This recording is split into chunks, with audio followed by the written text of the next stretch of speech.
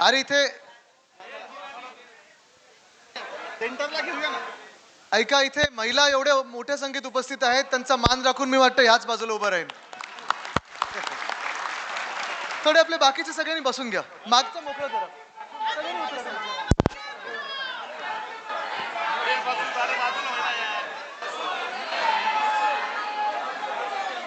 ताई बसून घ्या, बसून घ्या.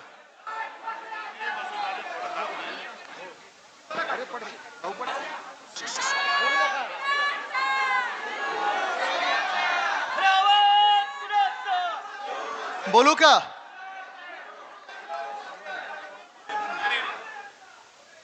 मी असं सरळ चालेल ना? वेळ दुपारची झालेली आहे. नाही ठीक आहे. वेळ दुपारची झालेली आहे. सगळ्यांना भूक लागली असेल. बोलू की थांबू? कारण आपल्यापेक्षा जास्ती भूक ही भाजपाला लागलेली आहे. खवळलेत बोलतात. त्यांना भूक एवढ्याचीच लागलेली आहे की आपण महाराष्ट्र गिळतोय कधी आणि बिल्डरांच्या आणि कॉन्ट्रॅक्टरच्या हातात घालतोय कधी, घशात घालतोय कधी, ही भूक त्यांना लागली.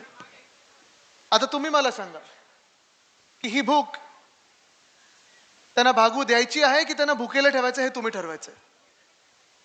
पाणी भुकेला ठेवायचं तुम्ही ठरवायचं. कारण ही भूक फार भयानक आहे. ही भूक जी आहे ही महाराष्ट्र संपवणारी भूक आहे. ही भूक आपण पाहत आहोत शहरं संपवणारी भूक आहे. आणि हीच भूक ही आपल्या देशाला मागे नेणारी भूक आहे. खरं तसं पाहायला गेलं तर आपण पूर्णपणे सत्ता त्यांच्या हातात दिली होती. 2017 तुम्हाला आठवत असेल, 2014 तुम्हाला आठवत असेल. आज इथे पदाधिकारी मेळावा सगळा जो आपला होत आहे तो ह्याच कारणामुळे होत आहे की जी स्वप्न आपल्याला दाखवली गेली होती भाजपकडून, ते एक तरी स्वप्न हे पूर्ण झाले का, ह्याचं उत्तर तुम्ही मला द्या. झाले? झाले? चला पहिल्यापासून सुरू करूया आपण. 2014ला काय देणार होते आपल्याला ते? अच्छे दिन. अच्छे दिन येणार आहेत असं सांगितलं होतं ना. 2014 पासून आतापर्यंत किती वर्ष झाली?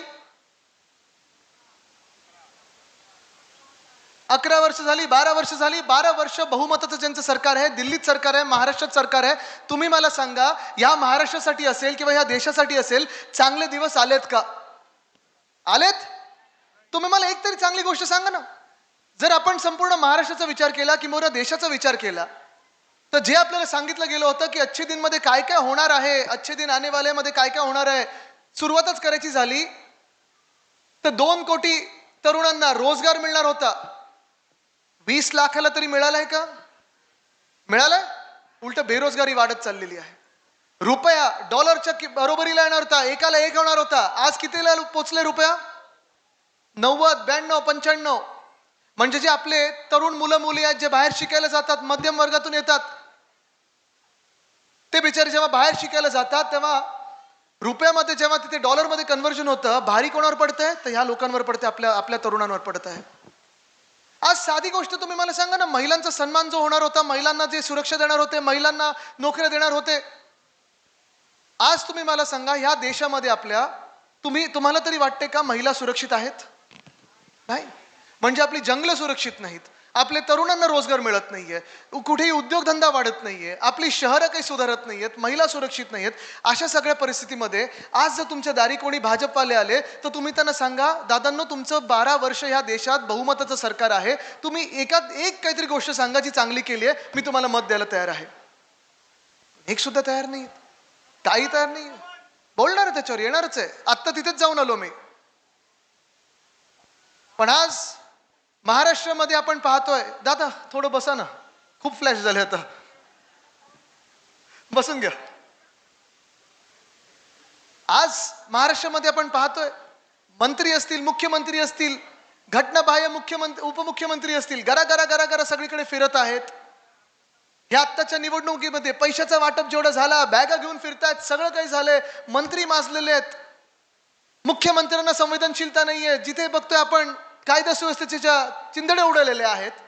आणि अशा परिस्थितीमध्ये आपल्या 29 शहरांनी, मग मुंबई आलं, पुणे आलं, ठाणे आलं, कल्याण डोंबिवली आलं, नाशिक आलं, नागपूर, सोलापूर, कोल्हापूर, वसई विरार, ह्या सगळ्या शहरांनी भाजपला मतदान का करायचं, हा जर प्रश्न आपण उपस्थित केला तर हा प्रश्न गैर आहे का? नाही. आता फरक बघा, दोन पक्षांमधला फरक बघा. 16 डिसेंबरला मी मुंबईमध्ये वरळी इथे डोममध्ये कार्यक्रम घेतला होता. टीव्हीवर पाहिला का तुम्ही? पूर्ण महाराष्ट्रात पाहिला, देशभरात तो कार्यक्रम गेला होता. कारण त्याच्यात मी एकच दाखवत होतो, कोणावरही टीका केली नाही, भाजपवर टीका केली नाही, कुठच्याही पक्षावर टीका केली नाही. मी फक्त आणि फक्त मुंबई महानगरपालिकेमध्ये 1997 पासून 2022 पर्यंत शिवसेना उद्धव बाळासाहेब ठाकरे पक्षांनी काय काम केलेलं आहे हे आपण दाखवलं आणि अभिमानाने सांगितलं की होय, आम्ही करून दाखवलं. आणि त्याच बदली मी भाजपला विचारलं, तुम्ही आता, आम्ही तर हे 25 वर्ष मुंबई महानगरपालिकेत सत्तेत होतो, महापौर आमचा होता, त्या 25 वर्षातून 20 वर्ष चला भाजप देखील आमच्या सोबत होती. वेगळ्या वेगळ्या ज्या कमिटी असतात, इम्प्रुव्हमेंट कमिटी, स्थायी समिती, झाडांची कमिटी असते, हे सगळ्या कमिटीवर आमचं काम होतं. ते आम्ही अभिमानाने सांगू शकतो, मोठ्या होर्डिंगवर लावू शकतो, स्क्रीनवर दाखवू शकतो की होय, हे काम आम्ही करून दाखवलं होतं. आणि मग आता मी मुख्यमंत्र्यांना सांगतोय की मुख्यमंत्री महोदय, तुम्ही स्वतः आता महाराष्ट्रात 6 वर्ष मुख्यमंत्री आहात, जवळपास बहुमतातच तुमचं सरकार आहे, केंद्रात तुमचं सरकार आहे, प्रधानमंत्री तुमचे आहेत, रक्षा मंत्री तुमचे आहेत, गृहमंत्री तुमचे आहेत, सगळं तुमचं असताना तुम्ही मला एक तरी स्वतःने केलेलं काम दाखवा की होय, आम्ही हे करून दाखवलं. पण असं काहीच नाहीये. आता इकडचंच तर पहा ना, नाशिक मधलंच पहा.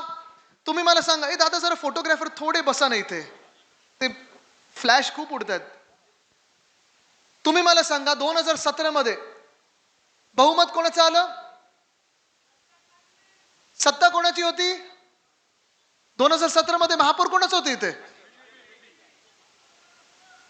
बीजेपीचं होतं ना. ठीक आहे. आता तुम्ही मला सांगा, मुख्यमंत्री तेव्हा कोणाचे होते? भाजपचे होते की नव्हते? होते. महापौर कोणाचे होते? भाजपचे होते की नव्हते? इथे येऊन मी नाशिकला दत्तक घेतोय असं उपकार करतात असं येऊन सांगितलं होतं कोणी?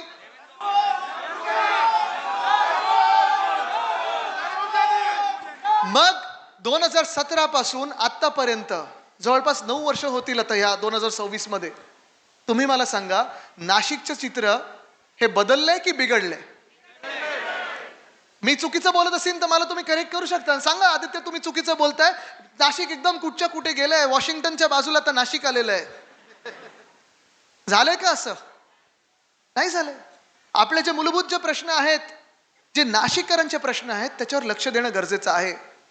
हे मी तुम्हाला का सांगतो? कारण आज आपण पक्षाचे पदाधिकारी असू, कार्यकर्ते असू, जेव्हा आपण प्रचाराला जाऊ, घरोघरी जाऊ, तेव्हा भाजप येईल आता आणि त्यांचं इकडून तिकडून जे कार्पेट बॉम्बिंग सुरू करतात ना, भलते सलत्या प्रश्नांमध्ये हात घालतील. ते भाजप जे प्रश्नांमध्ये हात घालेल ते येऊन हिंदुत्वावर बोलेल, जातीय तेढ निर्माण करेल, धार्मिक तेढ निर्माण करेल, समाजामध्ये भांडण निर्माण करण्याचा प्रयत्न करेल, भाषणमध्ये मराठी अमराठी वाद निर्माण करण्याचा प्रयत्न करेल. भाजपला तुम्ही एवढंच विचारलं पाहिजे आणि सांगितलं पाहिजे की हे सगळं बाजूला ठेवा, मुद्द्याचं बोला, नाशिकचं बोला, नाशिककरांचं बोला.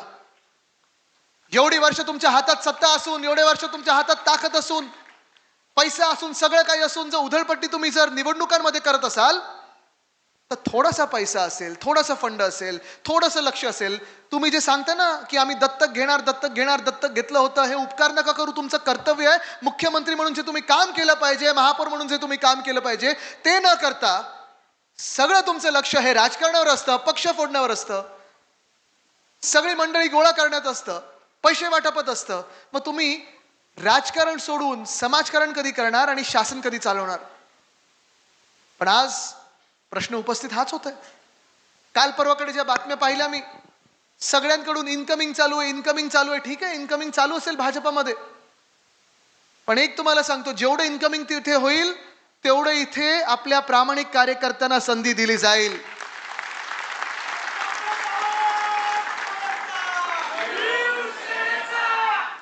मी हे नेहमी सांगतो, जेव्हा तन मन धनची लढाई असते, धन त्यांच्याकडे आहे पण तन आणि मन आमच्याकडे, आणि तर मनसे पण आमच्या सोबत आलेले आहे. म्हणजे दिलसे आणि मनसे दोन्ही एकत्र काम करणार आहोत. मला वाटतं इथे सोबत आपल्या काँग्रेस एनसीपी पण येईल. कम्युनिस्ट आलेलेच आहेत. म्हणजे तुम्ही बघा, एका बाजूला सगळे आपण नाशिककर म्हणून एकत्र आलेलो आहे. आपली जी काही छोटे मोठे वाद असतील, भांडण असतील, हे सगळं बाजूला ठेवून आपण महाराष्ट्रासाठी एकत्र आलोय, नाशिकसाठी एकत्र आलेलो आहे. आणि दुसऱ्या बाजूला सत्तेची भूक लागलेली आहे, तळमळ चालू आहे, मळमळ चालू आहे, म्हणून भाजप एका बाजूला, सगळे इकडचे तिकडचे सगळे जे काही डागी लोक आहेत, भ्रष्टाचारी लोक आहेत, त्यांना घेण्याला मागे लागलेले आहेत. Washing machine, washing powder Nirma. पण आज तुम्ही उत्तर द्यायचं, नाशिकने उत्तर द्यायचंय की तुम्हाला कुठचे लोक मान्य आहेत. एका बाजूला आपण सगळे प्रामाणिक लोक या मंचावर बसले, तुमच्यामध्ये सगळे प्रामाणिक लोक आहेत. कदाचित उद्याचे महापौर इथून येऊ शकतात, समोरून येऊ शकतात. म्हणजे असं नाही की इथून नाही येऊ शकत, नाही तर लगेच तुम्ही हे सगळे फोन करतील साहेबांना की आमचं तिकीट टापलं, मी तिकीट देत नाही, ते साहेब करतात. पण हे सगळं होत असताना दुसऱ्या बाजूला जे डागी लोक आहेत त्यांनी देखील उत्तर द्यायचं आहे.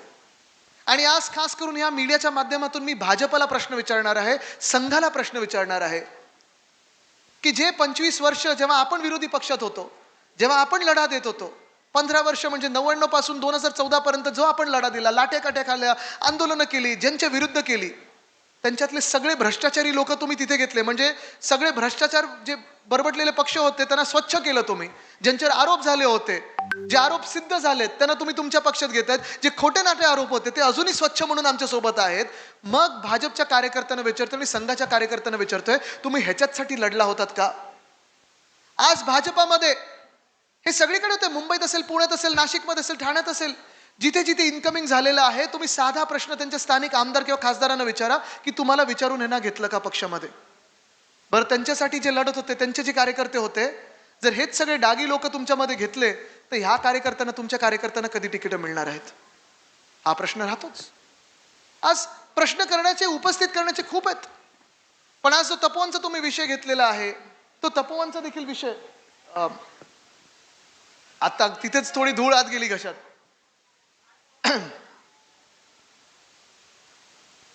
मला तुम्ही सांगा, तपोवन तुम्ही किती लोक जाऊन आलात तपोवनमध्ये? सगळे जाऊन आलात?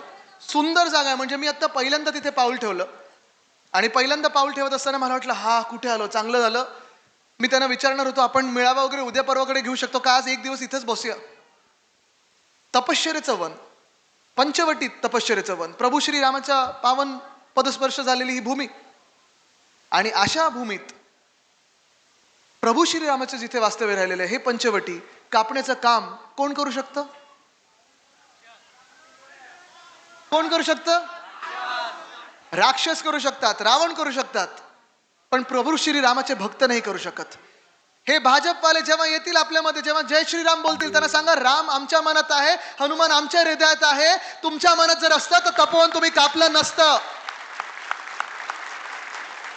जे तपोवन कापून तुम्ही साधू ग्राम बनवायला निघालेला आहात, तुम्ही मला सांगा, हे साधू, संत साधू, महापुरुष, महंत जेव्हा येतात तेव्हा त्यांची तपश्चर्या कुठे होते?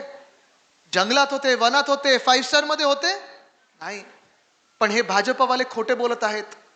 भाजपवाले साधू ग्रामाच्या नावाखालती एक त्यांचे व्हिडिओ कुठेतरी, एक ठक्कर बिल्डर म्हणून कोणतरी आहे ते, त्यांनी तो व्हिडिओ व्हायरल केला होता. मुख्यमंत्र्यांना ते सांगतायत की तपोवनला आपण येलो झोन मध्ये आणू, साधूग्राम बनवू. म्हणजे येलो झोन मध्ये, म्हणजे ग्रीन झोन, झाडं आहेत, वन कापून तिथे तुम्ही आता साधूग्राम बांधा. साधूग्राम बांधल्यानंतर, कुंभमेळा झाल्यानंतर तिथे बिल्डरांच्या घशात ते टाकायला मोकळे. तुम्हाला वाटतं हा त्यांचा धर्म आहे? तुम्हाला वाटतं हे खरं त्यांचं हिंदुत्व आहे? तुम्हाला वाटतं ही खरी तपश्चर्या आहे? अहो, खरी तपश्चर्या म्हणजे तिथे आता तपोवन बनवलेलं आहे, ते तपोवनाला फॉरेस्टचा दर्जा देऊन, जंगलाचा दर्जा देऊन, खरोखर जे साधू महंत असतील त्यांना खरोखर तिथे चांगली तपश्चर्या करू देण्यासाठी आणि पंचवटी तशीची तशी चांगली ठेवण्यासाठी जी तपश्चर्या होईल, जी राजकीय तपश्चर्या होईल, त्याला खरं हिंदुत्व मानू शकू. हे भाजपचं जे आहे ते चुनावी हिंदुत्व आहे, खोटं हिंदुत्व आहे. आणि भाजप जी आहे ते रामराज्य नाही, रावण राज्य आणू इच्छित आहे, म्हणून हे सगळं चाललेलं आहे. कारण आज जे काही चाललंय ते देशभरात भयानक चाललंय चित्र. आरावलीमध्ये जो मी पाहताय, डोंगर कापायला निघालेत, मायनिंग करायला निघालेत, तपोवन इथे नष्ट करायला निघालेत, नाशिकमध्ये, नागपूरमध्ये अग्निवन तोडायला निघालेले आहेत. एका बाजूला हे सगळे भारतीय जनता पक्ष नाही तर बिल्डर जनता पार्टी म्हणून ते एकत्र आलेले आहेत. आपण सगळे नाशिककर म्हणून एकत्र आलेलो आहे. तुम्ही ठरवायचं आहे जिंकवायचं कोणाला आहे. आज इथे खूप मोठ्या संख्येत महिला उपस्थित आहेत. वाटतं तिथे पण आहेत, ते कॅमेऱ्याच्या मागे पण बसलेत. जवळपास 60% महिला आहे तिथे. इथे आहे, तिथे आहेत, पलीकडच्या शेडमध्ये बसलेले आहेत. आज तुम्हाला विचारत आहे मी महिला म्हणून जे काही चाललेलं आहे, जे शहराचं विद्रुपीकरण चाललेलं आहे, महिला म्हणून जे शहरात गुन्हेगारी वाढत चाललेली आहे, जे शहरात तुम्ही पाहताय रस्त्यांवर खड्डे की खड्ड्यात रस्ते, फुटपाथ कुठेही नाहीये, धूळ जी वाढत चाललेली आहे, तुम्हाला वाटतं का की तुम्ही किंवा तुमची पुढची पिढी अशा शहरांमध्ये राहू शकते का? म्हणजे एका बाजूला तुम्ही पाहता की जिथे आत्ता उन्हावमध्ये तुम्हाला आठवत असेल 2017 मध्ये एक बलात्कार झाला आणि त्या बलात्कारानंतर तिकडे भाजपचे जे आमदार होते कुलदीप सेंगर, त्यांच्यावर गुन्हा दाखल झाला, चौकशी झाली आणि त्यांना गुन्हेगार ठरवलं गेलं. नुसतं अक्यूज नाही तर कॉन्व्हिक्ट गिल्टी ठरवलं गेलं की ह्यानीच रेप केला.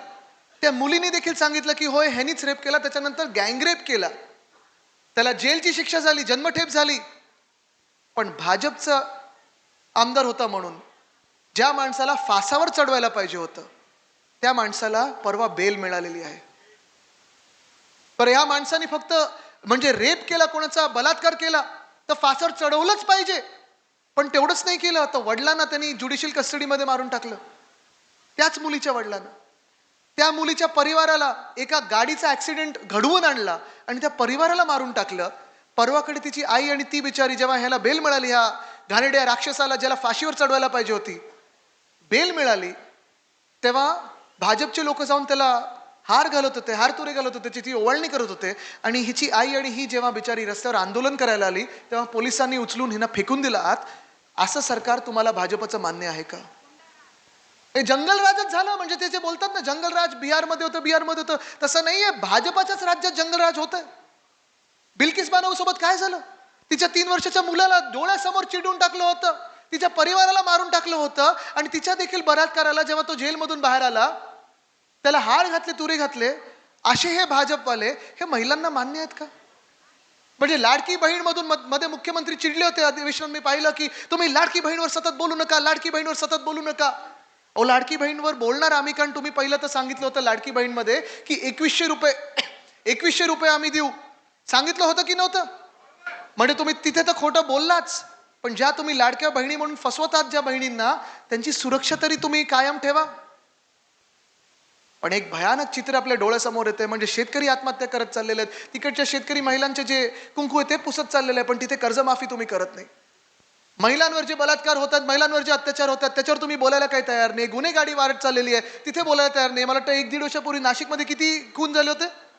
42 खून झाले होते. त्याच्यावर तुम्ही काही गृहमंत्री म्हणून बोलायला तयार नाही आहात. नवीन कुठचा उद्योगधंदा आपल्या राज्यात येत नाही, गुंतवणूक येत नाही, त्याच्यावर बोलायला काही तयार नाही आहात. 3 वर्ष आपली शहरं भयानक होत चाललेली आहेत, वाटोळं करत चाललंय तुम्ही, त्याच्यावर बोलायला काही तयार नाही आहात. आणि मग बोलायचं कशावर? तर नाही आम्ही धर्मावर बोलू, आम्ही समाजावर बोलू, आम्ही भाषेवर बोलू. कशासाठी? तुम्हाला जर बोलायचं असेल तर मुद्द्यावर बोला. आणि धर्मावरच बोलायचं असेल, तुम्हाला धर्मावरच भाजपा म्हणून बोलायचं असेल तर तुम्ही आम्हाला एक उत्तर द्या की पालघरमध्ये जे साधू हत्याकांड झालं होतं त्याच्यातला जो प्रमुख आरोपी होता त्याला तुम्ही भाजपात का प्रवेश दिला, ह्याचं पहिलं उत्तर द्या आणि मग हिंदुत्वावर बोलायला समोर या. तुम्हाला आठवत असेल ते पालघर हत्याकांड जेव्हा झालं, ते 2 साधूंना जेव्हा मारलं गेलं, तिथे केवढं काय रान पेटवलं होतं भाजपने. जणू काही महाराष्ट्रात 2 साधूंच्या विरुद्ध उभा आहे, आपण सगळे 2 साधूंच्या विरुद्ध उभे आहोत. बरोबर निवडणुकीची जेव्हा वेळ आली, आता ही जिल्हा परिषद नाही, नगरपालिकेची निवडणूक होती, तेव्हा त्याच प्रमुख आरोपीला, ज्यांनी साधू हत्याकांडात प्रमुख आरोपी आहे, त्यांनी प्रवेश दिला होता. म्हणजे खोटं बोलत राहायचं, रेटून बोलायचं, खोटं बोलायचं, रेटून बोलायचं आणि ह्या खोट्यावर दंगली निर्माण करायचं, सगळं काही करायचं आणि जिंकून आणण्याचा प्रयत्न करायचा. आज तुम्ही ठरवायचं आहे, आपलं जे नाशिकमधलं वातावरण आहे ते भाजपच्या हातात देऊन बिल्डर कॉन्ट्रॅक्टरांचं करायचं आहे, बिघडून टाकायचं आहे, जाती आणि धार्मिक करून टाकायचं आहे की आपल्या भवितव्याला निवडायचं आहे, हे तुम्ही ठरवायचं आहे. हा निर्णय तुमचा असणार आहे. अनेक सभा पुढे होतील, बोलण्यासारखे विषय खूप आहेत. आत्ताच मी पाहत होतो इकडच्या बसेस देखील, जे मी सतत सांगत होतो, म्हणजे त्यावेळी मुख्यमंत्री बोलले होते की आम्ही निओ मेट्रो आणू. आले का? एक तरी खांब लागलाय का? IT पार्क येणार होतं, एक तरी कम्प्युटर बसलाय का? रस्ते सुधारणार होते, एक तरी खड्डा बुजलाय का? नाही. आणि जे मी सातत्याने बोलत होतो की नाशिकवर आमचं प्रेम आहे, ते प्रेम आहे ते ह्या नाशिककरांवर आहे, नाशिकच्या बिल्डर आणि कॉन्ट्रॅक्टरवर नाहीये. हा फरक आपल्यामध्ये आणि भाजपामध्ये आहे. विषय खूप आहेत बोलण्यासारखे. ज्या मी बस बोलत होतो, भाजपने प्रायव्हेट बसेस आणल्यात, त्यांचाच कोणतरी कॉन्ट्रॅक्टर असेल. मी सांगतोय महानगरपालिकेच्या बसेस द्या. पण जे जे मुंबईमध्ये आपण करून दाखवलं ते देखील मला पुन्हा एकदा नाशिकमध्ये करून दाखवायचं आहे. विषय अनेक येतील, वचननाम्यात येतील, पण मी आत्ता गाडीत सांगत होतो, आपले जिल्हा प्रमुख आणि आम्ही नाना बसलो होतो, माझी स्वप्न ह्या शहरासाठी 2-3 आहेतच, बाकीची तर खूप करण्यासारखी कामं आहेत. पण ह्या नाशिक महानगरपालिकेचं, जसं मुंबईमध्ये उद्धव साहेबांनी महानगरपालिकेचं स्वतः महानगरपालिकेचं 4 मेडिकल कॉलेजेस आणलेले आहेत, तसं मला नाशिक महानगरपालिकेचं कमीत कमी 1 मेडिकल कॉलेज पुढच्या 5 वर्षात करून दाखवायचं आहे. स्वस्त आणि मस्त आरोग्य सेवा ही नाशिकमध्ये आलीच पाहिजे. हे सगळे मोठे मोठे नेते येतात, सगळं काही सांगून जातील. मी पुन्हा एकदा त्यांना सांगतो, मुद्द्याचं बोला, नाशिक प्रेमाचं बोला, बाकीचं काही बोलू नका. जसं मुंबईमध्ये महानगरपालिकेची शाळा विनामूल्य आहे, 8 की 9 भाषांमध्ये शिकवलं जातं. मराठी अनिवार्य आहे, पण मराठी आहे, इंग्लिश आहे, सेमी इंग्लिश आहे, हिंदी आहे, गुजराती आहे, उर्दू आहे, तमिळ आहे, तेलुगू आहे, कन्नड आहे. 3.25 लाख विद्यार्थी ह्या शाळेमध्ये शिकतात. जी गलटी 30-30 हजार विद्यार्थी ज्याची गलटी लागली होती, हे चित्र सुधारून आपण डिजिटल क्लासरूम आणले, चांगल्या शाळा बनवल्या, IB, ICSE, CBSE ह्या शाळा आणल्या, विनामूल्य आणल्या. म्हणजे मुलांचं भवितव्य, मुलींचं भवितव्य पक्क करतोय आपण. असं मला शाळा ह्या नाशिकमध्ये प्रत्येक वॉर्डात आणायच्या आहेत. ह्याच्यासाठी मी तुमच्याकडे आलेलो आहे. तपोवन तर वाचवायचंच आहे, पण अशी वनं आपल्याला वाढवायची आहेत. मोकळ्या जागा असतील, मोकळी उद्यानं असतील, जिथे तुम्ही आरामात जाऊन बसू शकाल, आनंद घेऊ शकाल, मोकळा श्वास घेऊ शकाल, अशी उद्यानं आपल्याला करायची आहेत. म्हणून मी तुमच्याकडे आलोय, तुमचं साथ आणि तुमचे आशीर्वाद घ्यायला आलेलो आहे. जशी BST, मुंबईमध्ये BST 25 वर्ष ताफा आपला BSCचा जवळपास 3,000 होता, मला 10,000 पर्यंत न्यायचा होता. आणि पुन्हा एकदा मुंबई जिंकल्यानंतर मी BSCच्या बसेस आहेत ते 10,000 पण देणार. महिलांसाठी विनामूल्य बसेस असतील. 5, 10, 15 आणि 20 रुपयामध्ये जे आपण भाडं केलं होतं, फ्लॅट फेअर, 5 किलोमीटर जायचं 5 रुपयात, 10 किलोमीटर जायचं 10 रुपयात, 15 किलोमीटर जायचं 15 रुपयात, आणि 20 किलोमीटर म्हणजे 15 किलोमीटरहून जास्ती जायचं असेल तर 20 रुपयात तुम्ही कुठेही AC बसेस घेऊन जाऊ शकत होतात. अशी बस सेवा आहे नाशिकमध्ये, ती मला आणायची आहे. ह्याच्यासाठी मी तुमच्याकडे आलोय. तुम्ही आशीर्वाद मला देणार की नाही? जे कर आपण एक साधारणपणे आपल्या शहरांमध्ये जे राहतात त्यांना आपण कर लावतोच. मुंबईकर, पुणेकर, नाशिककर, नागपूरकर. भाजपाने बरोबर तो कर बघितलेला आहे. कर वाढवत चाललेत, पण मुंबई, पुणे, नाशिक, ठाणे सुधारत नाहीत, नुसतं कर वाढवत जातात. पण खासदार साहेब, आपल्याला शहरातले कर आटोक्यात आणायचे आहेत आणि शहर चांगलं करायचं आहे. ह्याच्यासाठी मी इथे आलेलो आहे. तुम्ही मला आशीर्वाद देणार की नाही? निवडणुकीचे दिवस जवळ आलेले आहेत. परिवर्तन आपण घडवणार म्हणजे घडवणार, हे ठरलेलं आहेच आपलं. पण 2-3 साधे प्रश्न आहेत मला. तुम्ही मला सांगा, जर आपल्याला परिवर्तन घडवायचं असेल आणि चांगलं शासन, चांगलं सरकार आपल्याला या शहरात आणायचं असेल, तर परिवर्तनाचा दिवस कुठचा असेल? इथे वेगळी नाहीये ना. जानेवारीला मतदान कधी आहे आणि विजयाचा दिवस कधी आहे? बरं, हे सगळं होत असताना, बसून घ्या, कोणी उठू नका. हे सगळं होत असताना आपलं चिन्ह परिवर्तनाचं कुठचं असणार आहे? जरा मशालवरती ज्यांच्या हातात आहे करून दाखवा. आणि हे हात मशाल पकडणार आहेत ते पण जरा वरती करून दाखवा. ही ताकद बघा, ही मशालीची ताकद आहे. आणि लवकरच जी गोड बातमी तुम्हाला युतीची ऐकायची आहे ती देखील आपण ऐकवणार आहोत. अंतिम टप्प्यात आहे. मला वाटतं पुढच्या 24 तासात मशाल असेल, इंजिन असेल, हात असेल, तुतारी असेल, ह्या सगळे चिन्ह जी आपली असतील ती घरोघरी पोचवल्याशिवाय थांबायची नाहीयेत.